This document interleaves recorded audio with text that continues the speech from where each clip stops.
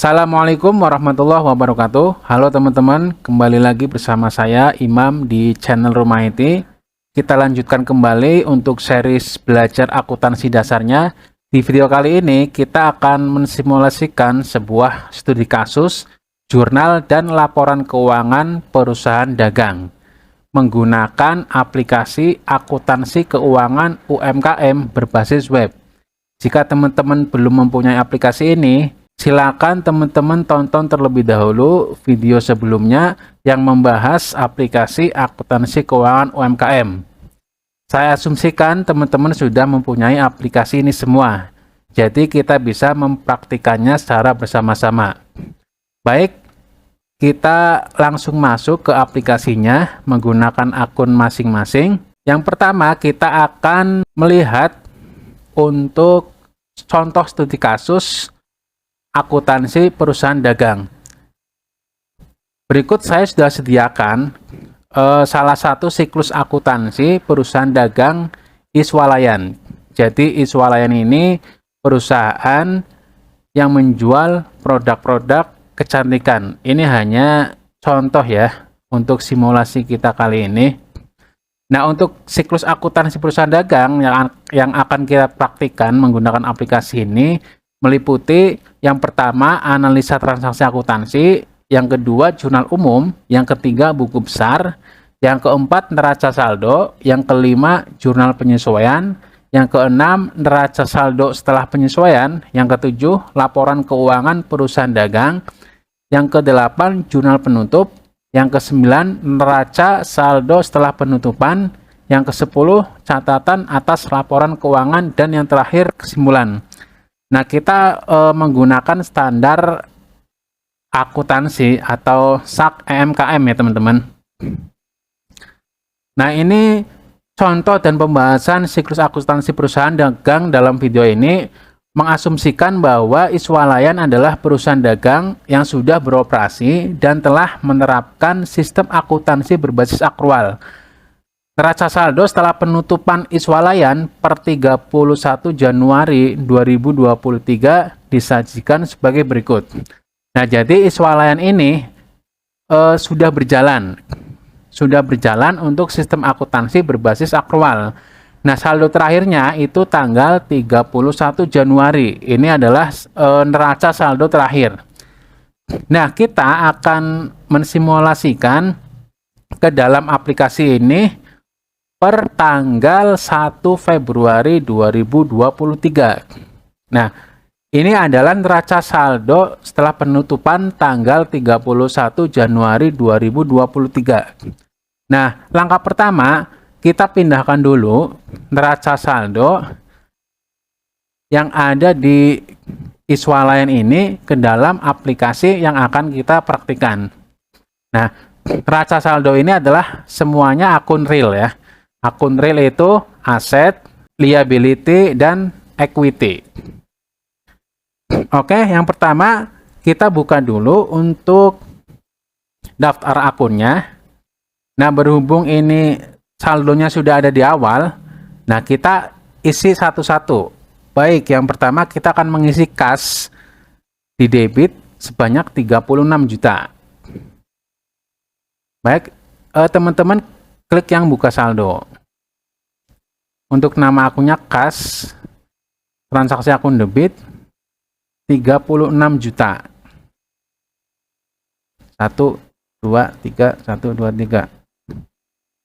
Untuk tanggalnya 1 Februari. Keterangannya kita kasih saldo awal ya teman-teman. Nah, berikutnya piutang usaha di akun debit nominalnya 23 juta. Kita cari piutang usaha debit jumlahnya 23 juta. Tanggalnya kita asumsikan tanggal 1 Februari semua. Keterangannya saldo awal. Yang ketiga, persediaan barang dagang. Posisinya di debit, nominalnya 60 juta.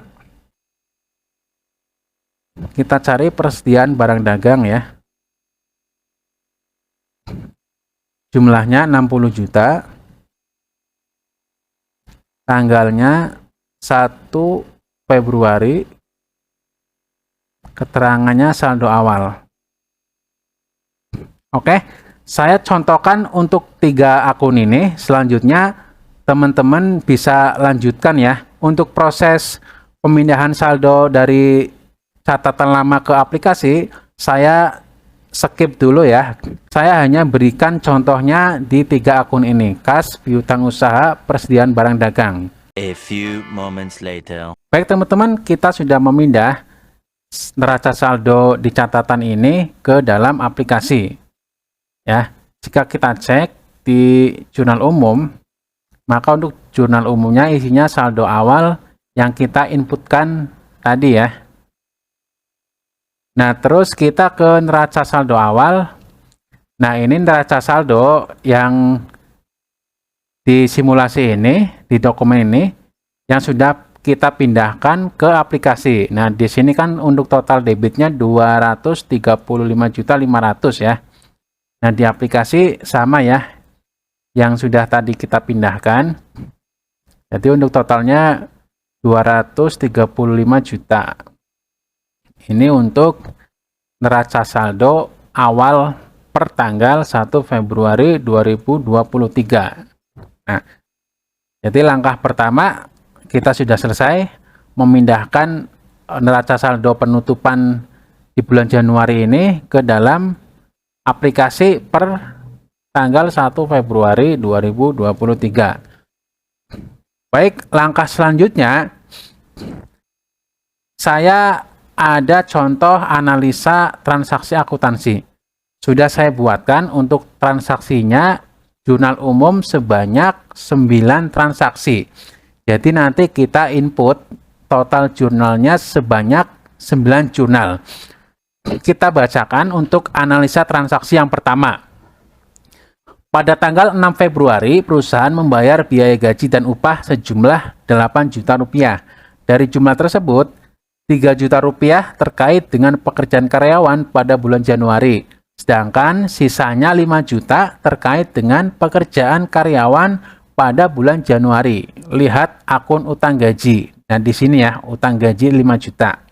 Baik, dari transaksi nomor 1 ini kita terjemahkan ke dalam voucher.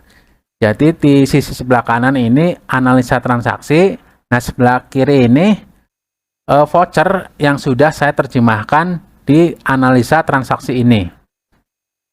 Nah, jadi untuk jurnal yang pertama dari terjemahan transaksi ini yaitu untuk akunnya beban gaji dan upah sebanyak 3 juta di debit, utang gaji di debit 5 juta, dan untuk kas 8 juta. Baik, kita input untuk transaksi nomor 1. Kita ke menu jurnal umum. Tambah jurnal. Untuk rincian transaksi, teman-teman bisa tulis aktivitas operasi, pembayaran biaya operasi gaji karyawan ya. Nah, untuk tanggalnya tanggal 6 Februari. Untuk akunnya ingat ya, yang pertama beban gaji dan upah di debit 3 juta.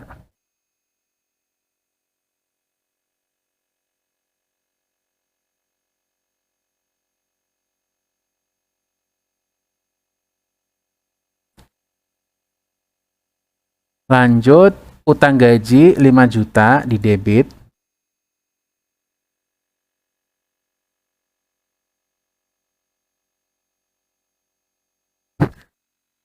Dan yang dikredit adalah kas sebesar jumlah debit ini, yaitu 8 juta. Ingat ya teman-teman, jadi jumlah debit itu harus sama dengan jumlah kredit. Setelah selesai, kita simpan. Oke ya. Nah, ini untuk jurnal umumnya yang barusan kita input untuk transaksi pertama ya. Kita lanjut untuk transaksi kedua. Pada tanggal 8 Februari, perusahaan menerima kas sejumlah 9.500.000 yang merupakan pembayaran faktur dari pelanggan. Tidak ada potongan penjualan yang diberikan.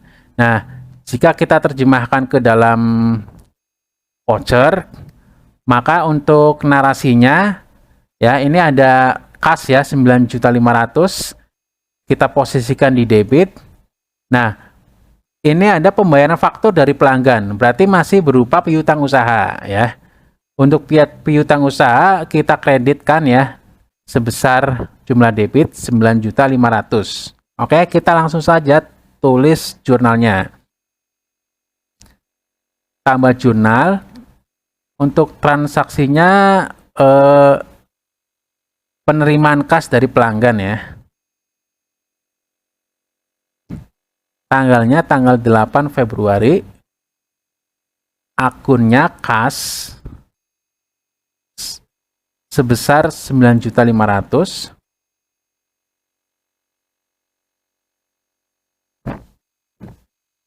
Dan dikreditkan ke piutang usaha.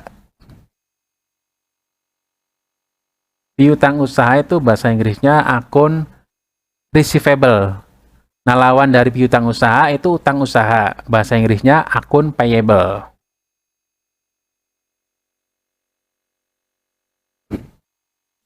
Oke, jika sudah, kita klik simpan. Nah, kita lihat jurnalnya sudah ya untuk transaksi yang kedua. Kita lanjut untuk transaksi yang ketiga, teman-teman.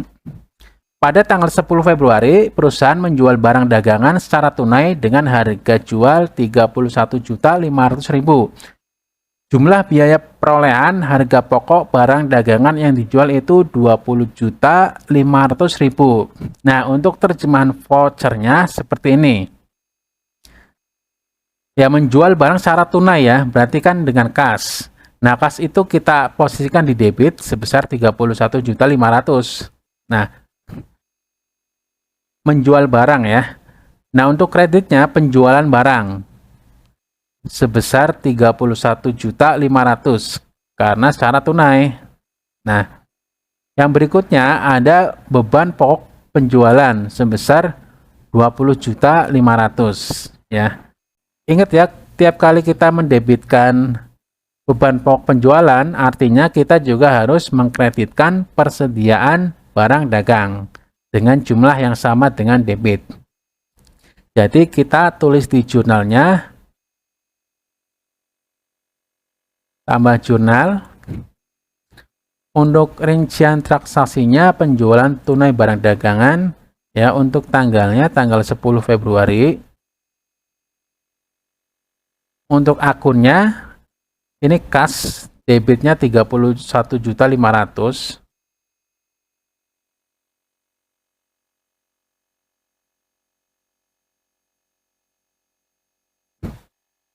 Berikutnya penjualan barang 31.500.000.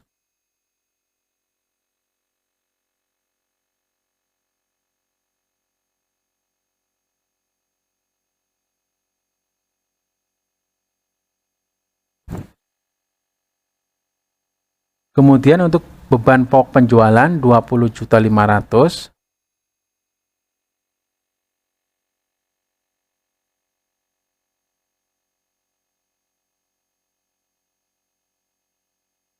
Kemudian kita juga ngambil di persediaan barang sejumlah 20.500.000. Ya. Persediaan barang dagang 20.500.000. Nah, jika sudah sama debit dan kreditnya, klik simpan. Nah, selesai untuk transaksi yang ketiga.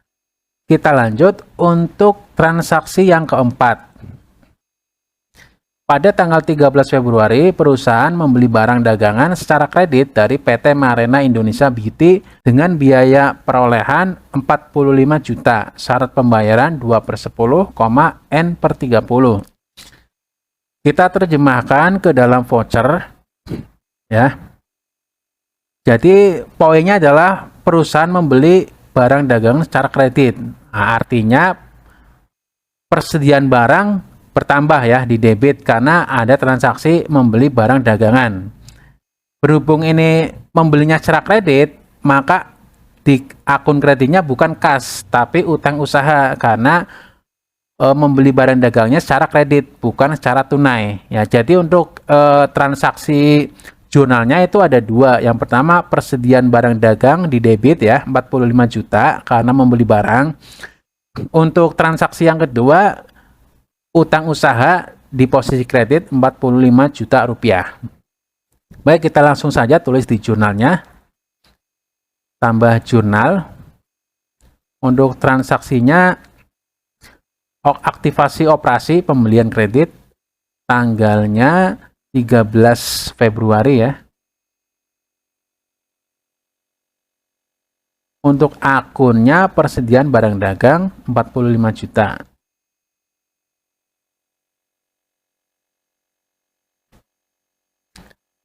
Baris berikutnya ada utang usaha.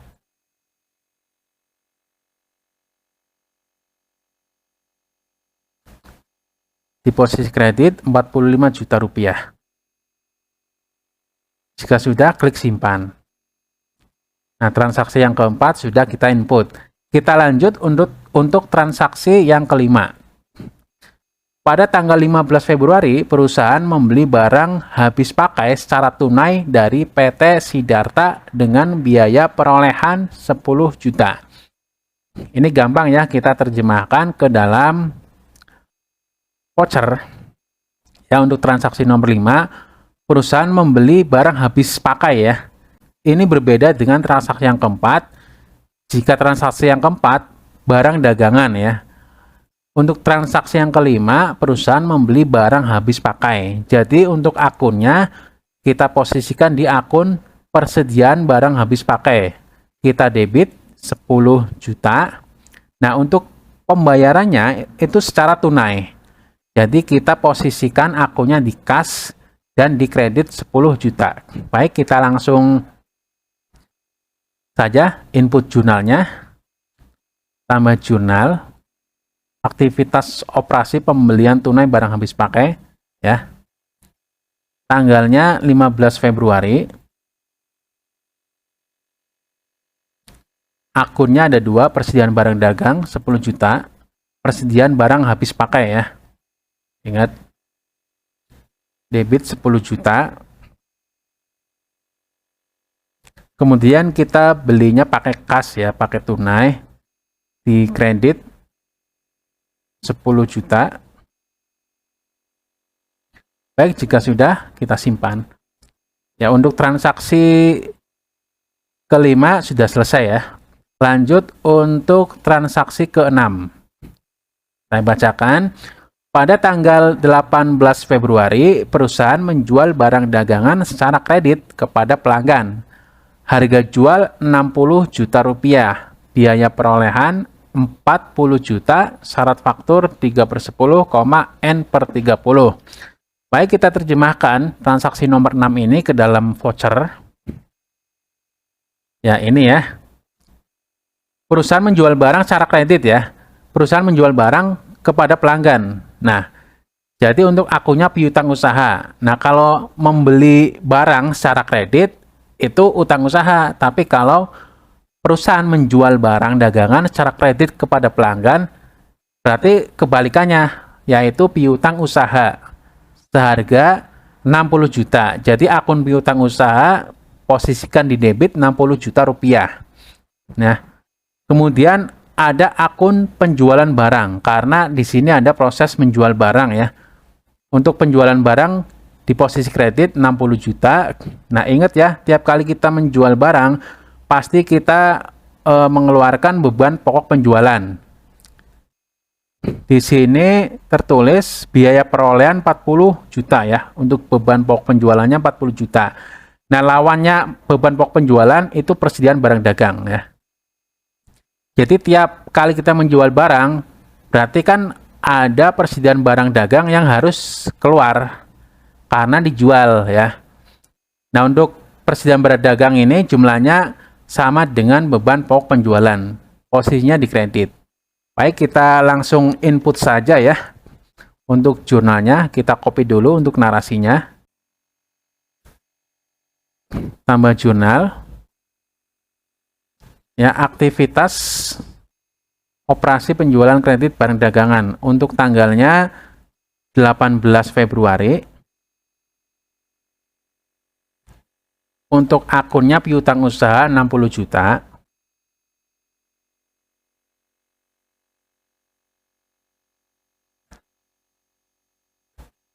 Selanjutnya penjualan barang 60 juta dikredit.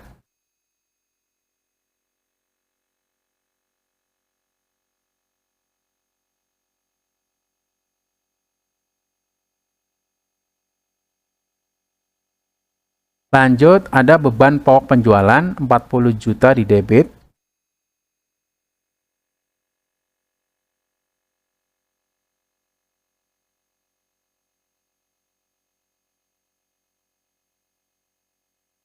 Terus ada persediaan barang dagang 40 juta di kredit.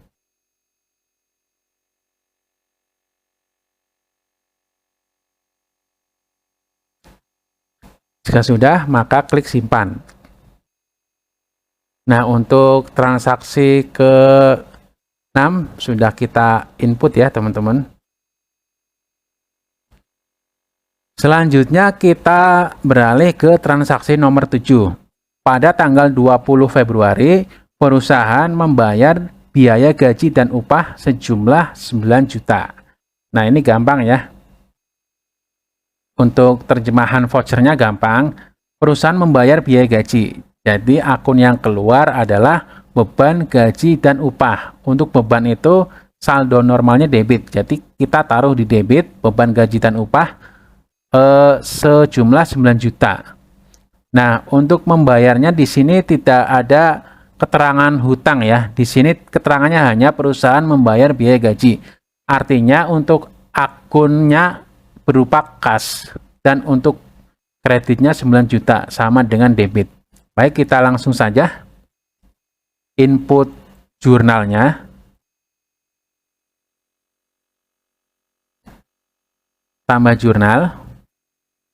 Untuk narasinya kita copy ya. Tanggalnya 20 Februari. Untuk akunnya beban gaji dan upah di debit 9 juta.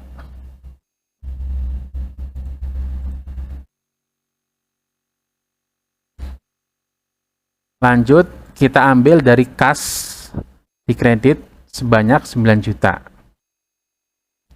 Jika sudah selesai, klik simpan. Baik, kita lanjut untuk transaksi berikutnya, transaksi nomor 8 saya bacakan. Pada tanggal 23 Februari, perusahaan melunasi faktur yang diterima dari PT Marena Indonesia Beauty pada tanggal 13 Februari. Dikurangi potongan pembelian 900.000. 2% dari 45 juta. Baik, kita flashback ke transaksi tanggal 13 Februari ya. Tanggal 13 Februari itu perusahaan membeli barang dagangan secara kredit ya ke PT Marena. Nah, pada tanggal 23 Februarinya perusahaan melunasi faktur ya. Jadi tanggal 13 ngutang, tanggal 23 Februarinya melunasi faktur pembelian dari PT Marena Indonesia. Baik, untuk terjemahan vouchernya gampang ya teman-teman. Jadi untuk perusahaan melunasi faktur, nah jadi utang usaha ya, utang usaha di debit ya. Nah, berhubung ini ada potongan pembelian, jadi 900.000 ini kita masukkan ke persediaan barang dagang sebanyak 900.000. Dan sisanya berarti di kas 45 juta dikurangi 900, jadinya 44 juta 100. Nah, ini melunasi ya, melunasi jadi utang usaha sama kas ya, karena melunasi. Nah, berhubung ini ada potongan pembelian, jadi potongan pembelian ini kita masukkan ke persediaan barang dagang. Kenapa kita masukkan ke persediaan barang dagang? Karena barangnya itu sudah dibeli pada tanggal 13 Februari dan otomatis sudah masuk ke persediaan. Makanya untuk potongan pembelian 900.000 ini kita masukkan ke persediaan barang dagang 900.000. Baik, kita langsung saja input jurnalnya. tambah jurnal. Untuk narasinya kita copy, tanggalnya tanggal 23 Februari. Untuk akunnya utang usaha 45 juta.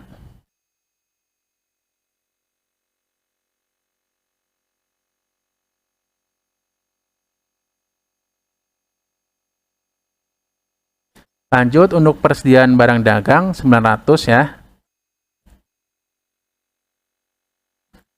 Di kredit. Sisanya itu di kas. Jadi sisanya tinggal 44.100.000. Nah, jika sudah sama debit kreditnya, kita klik simpan. Nah, sudah. Kita lanjut untuk transaksi yang terakhir, transaksi nomor 9. Pada tanggal 24 Februari, perusahaan menerima kas dari pelanggan sebagai pelunasan faktur yang diterbitkan pada tanggal 18 Februari. Pembayaran faktur oleh pelanggan ini dilakukan dalam periode potongan 1.800.000 atau 3% dari 60 juta. Baik, untuk transaksi nomor 9 ini kita flashback ke transaksi tanggal 18 Februari, di mana pada tanggal 18 Februari perusahaan menjual barang dengan kredit ya ke pelanggan. Nah, jadi tanggal 18 Februari perusahaan menjual barang kredit ke pelanggan. Nah, tanggal 24 Februarinya pelanggan melunasi fakturnya ke perusahaan, ke kita ya. Dan pelanggan mendapatkan potongan 1.800.000 dari total hutang pelanggan ini sebesar 60 juta. Ya, jadi 3% potongan ini sebesar 1.800.000. Nah, untuk terjemahan vouchernya adalah berikut. Nah, jadi pelanggan ini kan melunasi faktur, otomatis kas masuk ke kita kan. Nah, aslinya itu 60 juta. Masuk kas ke kita 60 juta. Nah, berhubung ada potongan 3%, maka kasnya ini hanya 3% dari 60 juta, yaitu kas yang masuk ke kita di debit hanya 58.200.000. Ya, sedangkan untuk diskon penjualannya ini kita tulis di akun diskon penjualan sebesar 1.800.000. Nah, kemudian untuk kreditnya kita posisikan di piutang usaha sebesar 60 juta ya. Jika tidak ada potongan, maka simpel, jadi kasnya 60 juta, piutang usaha 60 juta. Berhubung ini ada potongan penjualan ya, sebesar 3%, jadi kasnya itu nggak full 60%, jadi kasnya cuma selisih dari potongan diskon penjualan ini. Bisa dipahami ya teman-teman. Kita langsung saja input jurnalnya. Kita copy narasinya, tambah jurnal, tanggal berapa? Tanggal 24.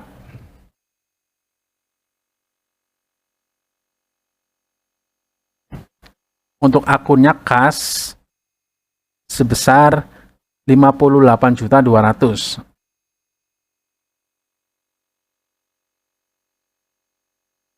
Kemudian diskon penjualan 1.800.000.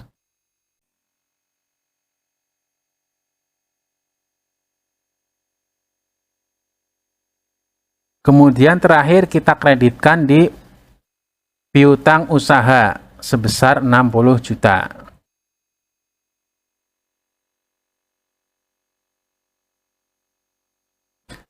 Jika sudah, kita klik, maaf, ini bukan retur penjualan ya, tapi diskon penjualan. Nah, jadi kas diskon penjualan piutang usaha. Jika sudah, klik simpan. Baik ya, untuk ke-9 transaksi akuntansi ini sudah selesai ya.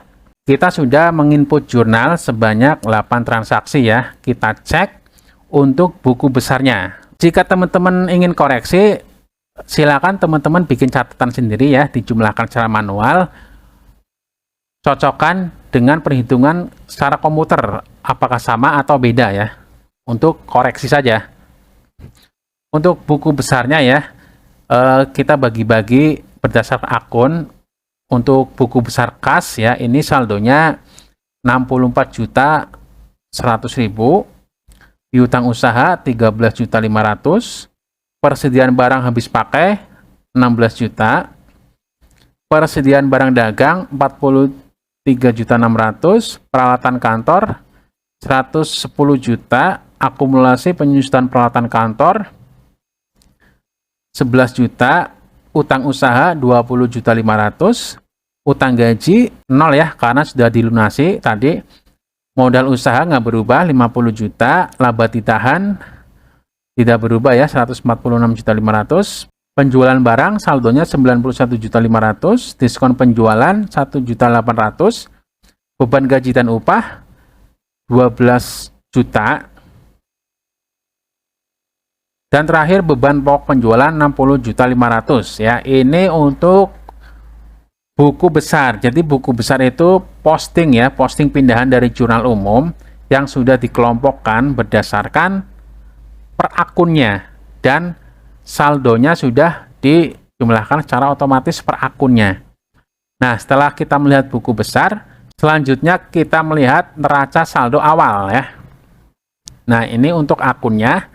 Jadi untuk akun kas sudah pasti di posisi debit ya.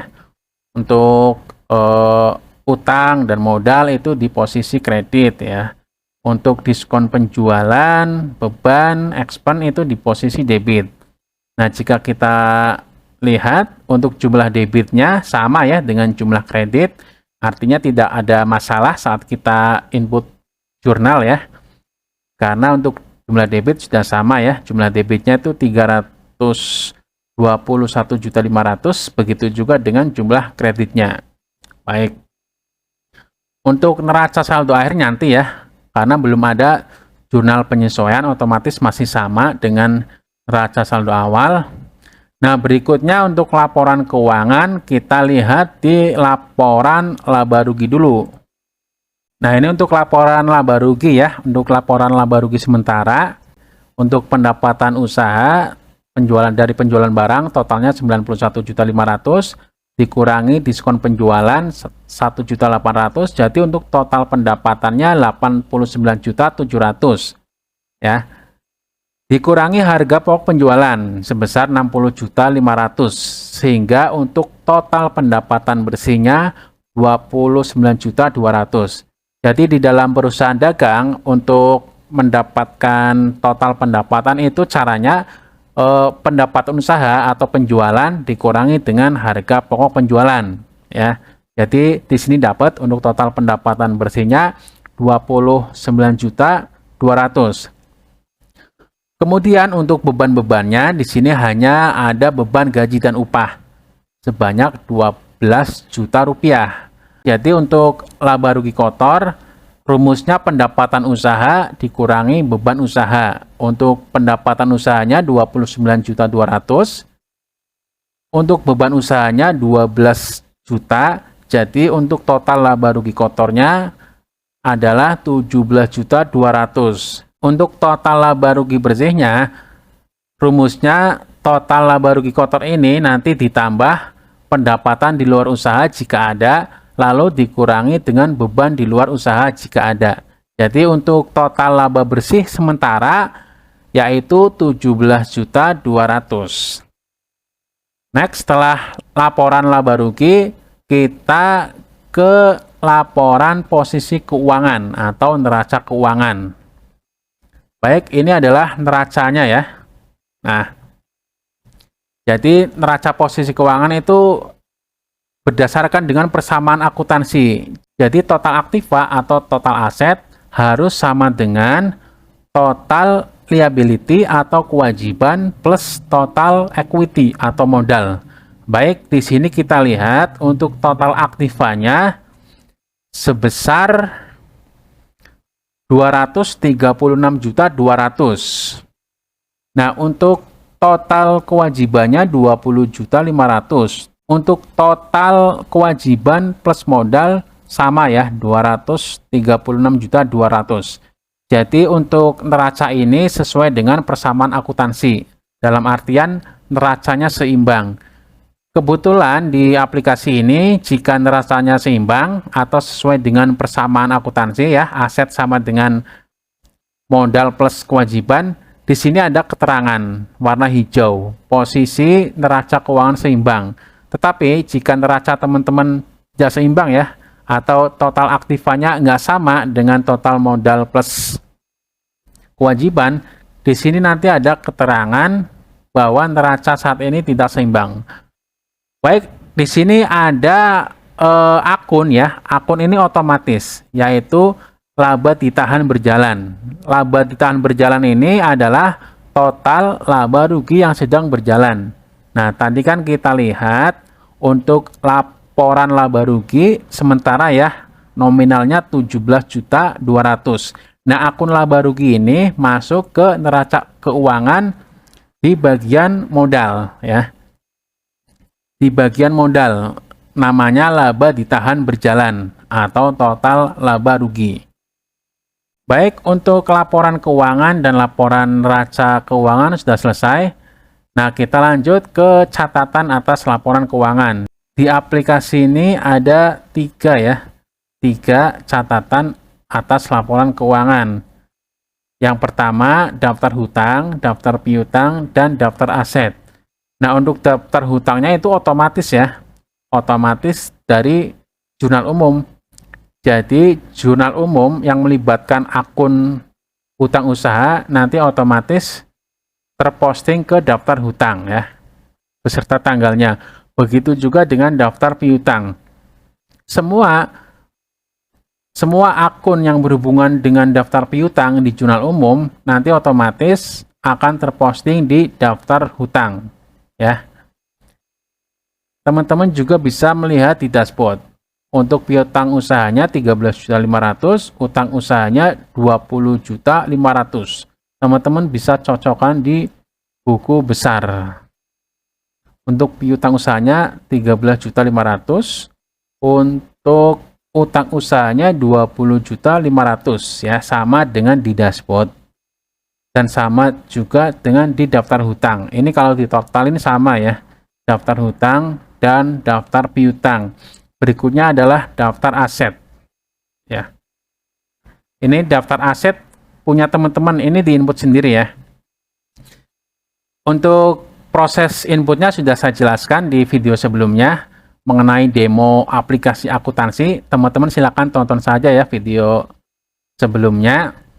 Ini adalah untuk laporan bantuan ya, atau istilahnya catatan atas laporan keuangan.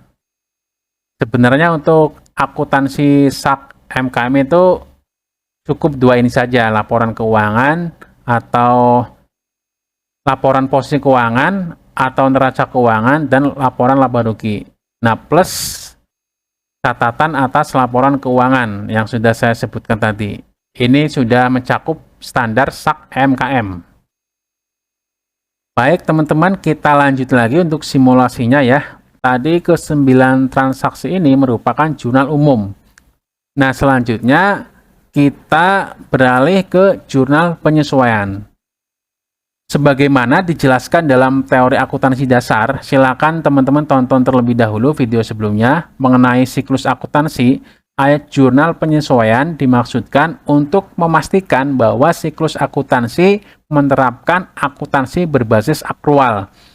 Jurnal penyesuaian adalah prosedur akhir periode dalam siklus akuntansi sebelum penyusunan laporan keuangan. Oke teman-teman, jadi ceritanya kita sudah berada di akhir periode akuntansi. Ini ceritanya ya. Maka dari itu kita perlu menyesuaikan beberapa jurnal ya. Untuk akun apa saja yang perlu disesuaikan sudah saya bahas di teori akuntansi dasar. Silakan teman-teman lihat kembali video sebelumnya. Nah, di simulasi ini saya mencontohkan 3 transaksi jurnal penyesuaian ya. Di contoh ini saya hanya mencontohkan 3 saja. Untuk jurnal penyesuaian nomor 1 ya, saya bacakan. Jasa karyawan terhitung sejak tanggal pembayaran gaji terakhir tanggal 20 Februari hingga akhir bulan yang belum dibayar setara dengan nilai 4 juta. Nah, jadi tanggal 20 Februari itu pembayaran gaji yang belum dibayar itu sebanyak 40 juta. Makanya kita perlu menyesuaikan untuk beban gaji dan upah ya. Ini yang belum dibayar 4 juta, kita masukkan ke beban gaji dan upah. Nah, karena belum dibayar, maka untuk akun lawannya adalah utang gaji, yaitu dikreditkan sebesar 4 juta. Baik, kita langsung saja. Karena kita akan menginput jurnal penyesuaian, maka kita klik tombol yang tambah penyesuaian. Kita copy untuk narasinya. Untuk tanggalnya, kita asumsikan akhir periode akuntansi itu tanggal 28 Februari ya. Untuk akunnya, beban gaji dan upah sebesar 4 juta. Untuk akun lawannya itu utang gaji sebesar 4 juta. Jika sudah, klik simpan. Selanjutnya, untuk penyesuaian yang kedua, yaitu beban penyusutan atas peralatan diperhitungkan 1 juta per bulan. Oke, jadi untuk peralatan itu ada penyusutan ya teman-teman. Untuk vouchernya yaitu penyusutan perlengkapan kantor di debit 1 juta dan lawannya akumulasi penyusutan peralatan kantor di kredit 1 juta. Baik, kita langsung saja input jurnalnya di jurnal penyesuaian. Ini untuk narasinya penyusutan peralatan, tanggalnya tanggal 28 Februari. Untuk akunnya itu beban penyusutan peralatan, debit 1 juta. Untuk lawannya itu akumulasi penyusutan peralatan kantor, ada di aset. Semuanya yang berhubungan dengan akumulasi penyusutan itu ada di aset. Ini akun kontra ya, makanya taruh di kredit. Jika sudah, klik simpan. Selanjutnya untuk penyesuaian yang terakhir adalah perhitungan persediaan stok opname menunjukkan barang habis pakai senilai 7.500.000 masih tersedia untuk digunakan pada periode akuntansi mendatang. Penggunaan selama bulan Februari adalah senilai 8.500.000, yaitu 16 juta dikurangi 7.500.000. Baik, untuk vouchernya, untuk beban barang habis pakai ada 8.500.000. Penggunaan selama bulan Februari ya. 8.500.000 ya, karena totalnya untuk persediaan barang habis pakai kan totalnya kan 16 juta ya. Nah, setelah stok opname ternyata barang habis pakai ada senilai 7.500.000. Ini tersedia untuk digunakan di periode mendatang. Jadi kesimpulannya, persediaan barang habis pakai yang digunakan selama bulan Februari hanya 8.500.000 ya. Untuk akunnya beban barang habis pakai 8.500.000 di debit, dan untuk lawannya persediaan barang habis pakai di kredit 8.500.000. Kita langsung saja input jurnalnya di jurnal penyesuaian. Untuk narasinya penyesuaian atas persediaan, tanggalnya 28 Februari. Untuk akunnya beban barang habis pakai ada di expense 8.500.000.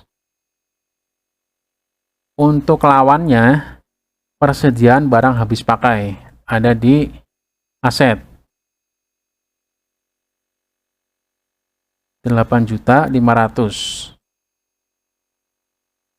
Jika sudah, klik simpan. Oke, kita sudah melakukan penyesuaian jurnal. Nah, setelah kita melakukan penyesuaian jurnal, langkah Selanjutnya adalah kita cek di neraca saldo akhir. Neraca saldo akhir itu neraca saldo setelah penyesuaian. Ini ada beda ya dengan neraca saldo awal. Ini neraca saldo awal ya. Ini untuk jumlah debit dan kreditnya 3215 ya. Sedangkan untuk neraca saldo akhir, untuk saldo akhirnya itu 3265 ya. Karena tadi ada beberapa yang kita sesuaikan, sebanyak 3 penyesuaian ya. Ini untuk neraca saldo setelah penyesuaian. Selanjutnya kita cek lagi di laporan laba rugi ya. Jadi laporan laba ruginya itu menjadi 3.700.000 karena tadi ada beberapa yang disesuaikan.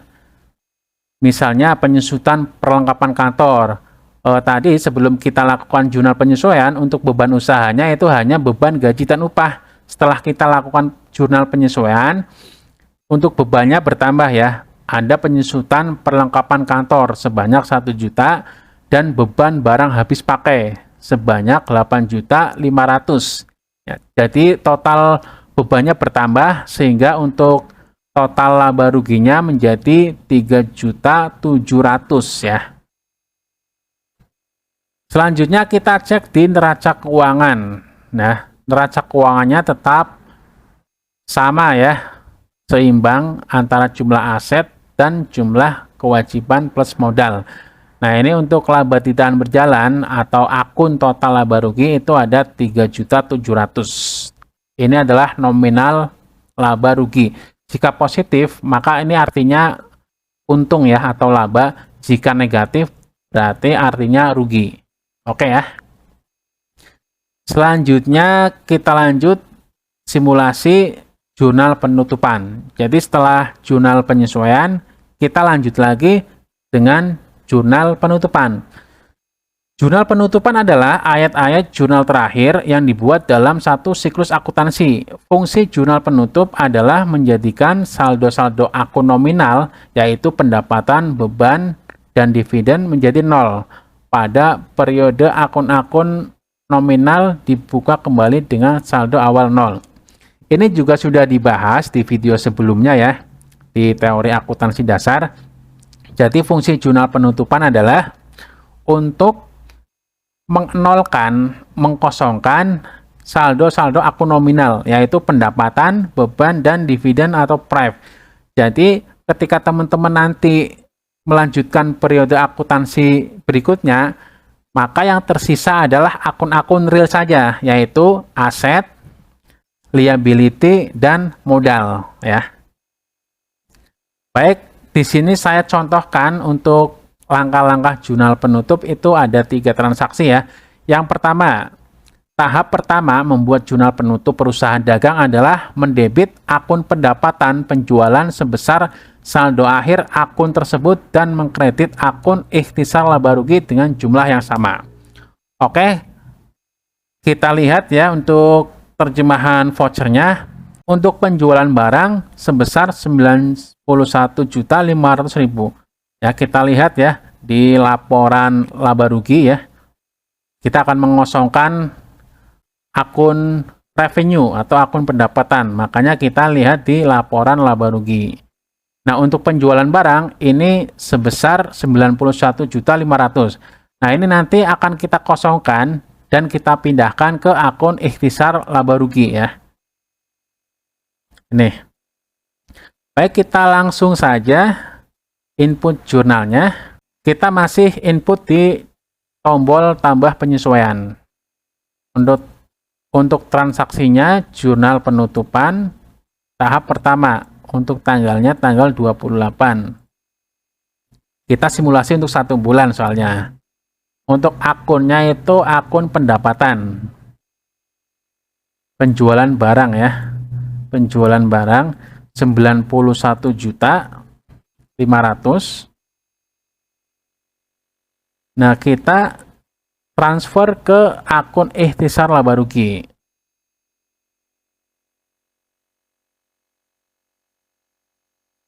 Sebanyak jumlah penjualan barang yaitu 91.500.000. Baik, jika sudah, kita klik simpan. Nah, sehingga kalau kita lihat lagi di laporan laba rugi, untuk penjualannya ini sudah nggak ada ya. Kalau kita lihat di neraca saldo akhir untuk penjualan barang, ini juga sudah tidak ada. Karena sudah kita nolkan ya. Nih, ini sudah tidak ada ya. Berikutnya untuk jurnal penutup tahap kedua. Tahap kedua membuat jurnal penutup perusahaan dagang adalah mengkredit semua akun beban sebesar saldo akhir akun-akun tersebut dan mendebit akun ikhtisar laba rugi dengan jumlahnya. Oke ya, tahap kedua itu kita akan mengenolkan atau mengkosongkan akun beban. Jadi tahap pertama kita mengenolkan akun pendapatan, dan tahap kedua kita mengenolkan atau mengkosongkan semua akun beban. Dan tetap kita tampungnya di akun ikhtisar laba rugi. Jadi untuk ikhtisar laba rugi itu akun-akun untuk menampung sementara ya, akun-akun yang kita tutup tadi seperti akun pendapatan dan akun beban kita transfer ke akun ikhtisar laba rugi. Baik, dalam simulasi kali ini untuk bebannya ya, untuk bebannya kita ada beberapa ya, kita tutup semua. Di sini ada diskon penjualan, beban pokok penjualan, beban gaji dan upah, penyusutan perlengkapan kantor, dan beban barang habis pakai ya. Kita lihat di laporan laba rugi. Nah, ini untuk total beban-bebannya ya. Ada 87.800.000 ya. Ini kita kosongkan, kita alihkan ke akun ikhtisar laba rugi. Untuk rinciannya itu seperti ini ya, beban gaji dan upah, beban penyusunan perlengkapan, beban barang habis pakai ya. Dan ini juga termasuk ya, diskon penjualan juga termasuk. Nah, diskon penjualannya termasuk, nanti kita tutup ngikutnya ke beban ya. Baik, kita langsung saja input jurnal penutupnya, ditambah penyesuaian. Untuk narasinya kita tulis saja jurnal penutup tahap kedua, tanggalnya 28 Februari. Nah, akunnya itu akun ikhtisar laba rugi, ada di equity, sebesar jumlah akun beban ya, 87.800.000.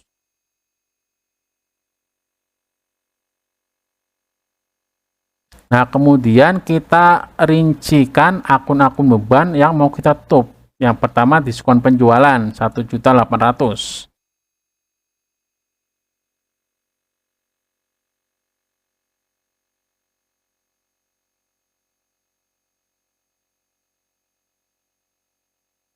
Kemudian kita tutup beban pokok penjualan sebesar 60.500.000.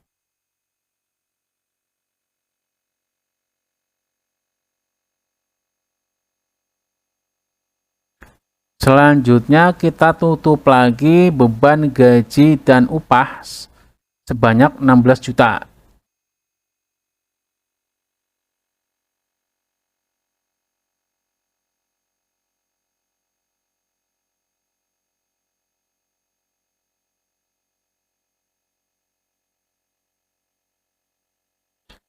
Berikutnya ada penyusutan perlengkapan kantor sebesar 1 juta.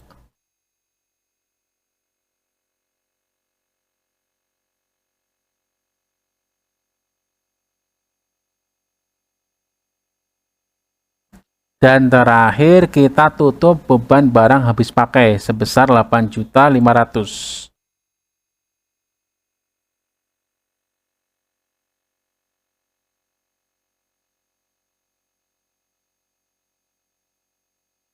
Nah, sama ya. Ini jumlah beban kita pindahkan ke akun ikhtisar laba rugi ya. Jika sudah, klik simpan. Oke, kita cek di laporan laba rugi. Nah, jadi sudah nol ya. Untuk laporan laba rugi itu semua akunnya akun nominal ya, yaitu pendapatan beban. Kita sudah mengkosongkan akun nominal ini ya. Jadi jika kita lihat di laporan laba rugi semuanya nol. Jadi total laba ruginya nol. karena ini sudah di akhir periode akuntansi. Jadi untuk total laba rugi kita sudah tidak butuh lagi ya. Selanjutnya kita cek untuk neraca saldo akhir. Nah, untuk bebannya sudah nggak ada ya. Jadi yang kosong itu pendapatan dan beban. Sehingga untuk neraca saldo akhir ini yang tersisa adalah akun real, yaitu kas, utang, dan modal. Nah, yang terakhir, jurnal penutup tahap ketiga. Tahap ketiga, proses penutupan akun adalah mendebit akun ikhtisar laba rugi sebesar jumlah laba bersih dan mengkredit akun laba ditahan dengan jumlah yang sama. Ini terakhir, teman-teman. Kita terjemahkan ke dalam voucher ya, mendebit akun ikhtisar laba rugi ya. Jadi untuk ikhtisar laba rugi penjualan itu 3.700.000. 3.700.000 ini keuntungan terakhir ya. Keuntungan terakhir kan sebelum jurnalnya ditutup kan 3.700.000 ya. Kita pindahkan di laba ditahan. Baik ya, kita langsung saja input jurnalnya. Karena ini masih ada ikhtisar laba rugi nih. 3.700.000 ya.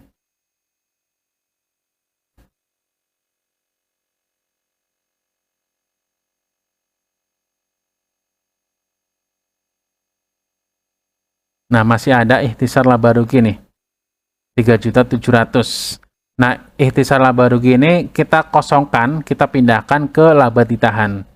Kenapa kita harus kosongkan ikhtisar laba rugi? Nah, karena ikhtisar laba rugi ini merupakan akun sementara ya untuk memindahkan akun-akun nominal saat penutupan.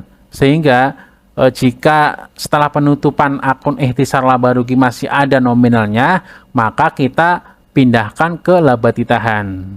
Oke ya.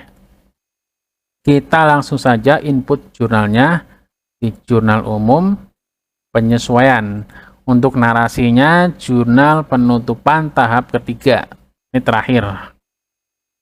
Tanggal 28 untuk akunnya ikhtisar laba rugi ya.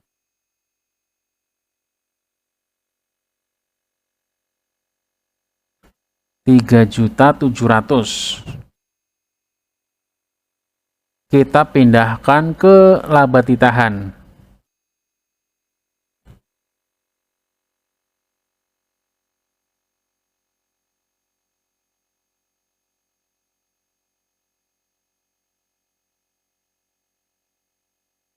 Oke, jika sudah, kita klik simpan. Nah, sekarang kita cek di neraca saldo akhir. Ini neraca saldo paling akhir ya. Yang tersisa hanya akun real ya, yaitu akun aktiva, akun liability, dan akun equity. Nah, akun-akun ini yang nanti akan kita gunakan kembali di periode akuntansi selanjutnya ya. Ceritanya kita sudah melakukan closing di akhir periode akuntansi. Untuk akun-akun nominalnya sudah pada kosong semua, tinggal tersisa akun real ya. Akun real ini siap digunakan untuk periode akuntansi berikutnya. Selanjutnya kita cek neraca keuangan juga sama ya. Masih stabil ya, masih seimbang.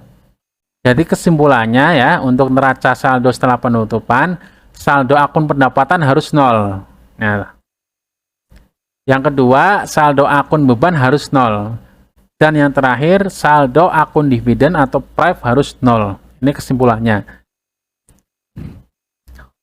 Oke, selesai sudah simulasi kita hari ini ya untuk siklus akuntansi perusahaan dagang. Tadi kita sudah praktekkan menggunakan aplikasi akuntansi UMKM. Nah, di video berikutnya kita akan simulasi kembali tapi dengan perusahaan jasa. Nanti saya akan buatkan lagi untuk contoh siklus akuntansi perusahaan jasa di video selanjutnya. Jangan lupa like dan subscribe di channel Rumah IT untuk mendapatkan video terbaru dari channel kami. Terima kasih. Wassalamualaikum warahmatullahi wabarakatuh. Sampai jumpa.